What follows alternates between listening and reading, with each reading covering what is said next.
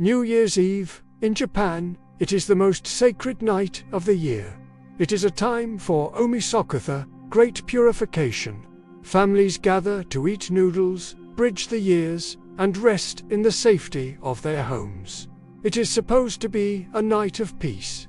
But on December 31st, 2000, in the Setagaya ward of Tokyo, peace never came. For the Miyazawa family, the 21st century would never arrive. While the rest of the world celebrated the future, this house was frozen in a violent past. This story is not just about a crime, it is about a violation of nature. Because usually, when a predator strikes, they flee. They run into the dark. But the stranger who entered the Miyazawa home didn't run. He stayed. He lived among his victims. He ate their food. He surfed their internet. He slept on their sofa. He made himself at home in a house of the dead. To understand the horror, you have to understand the isolation. The Miyazawa home was an island. It sat on the edge of Soshigaya Park, which was undergoing a massive expansion.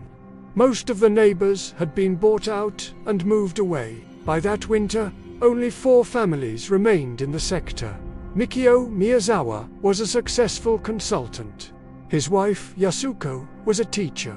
They were a loving family, but they were living on the edge of a construction site, a ghost town, in the middle of Tokyo. This isolation was dangerous. It meant that a scream, a thud, or a struggle would simply be absorbed by the empty park behind them. On the night of December 30th, the family returned from shopping around 6 p.m.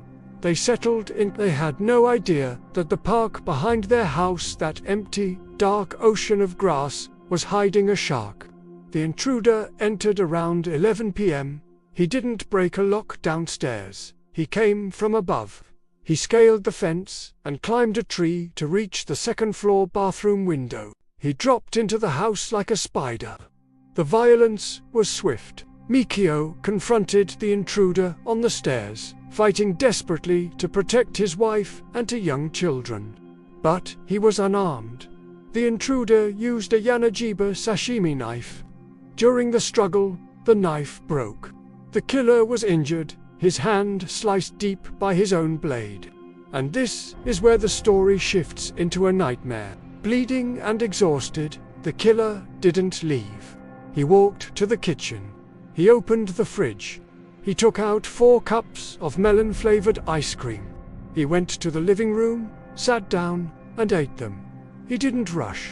He squeezed the ice cream cups to get every last drop.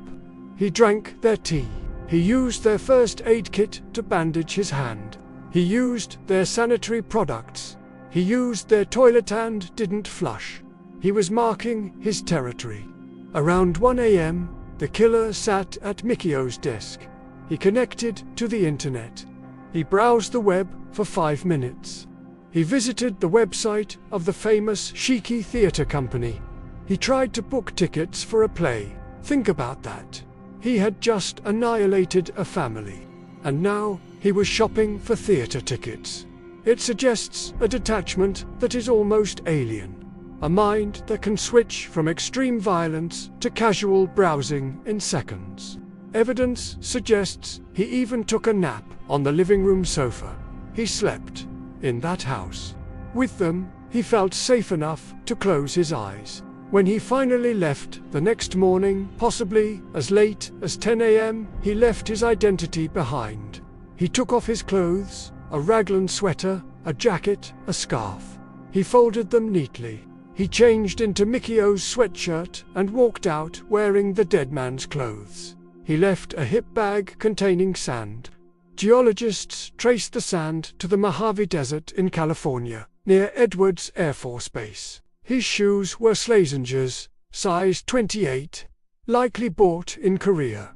His cologne was Drakkar Noir.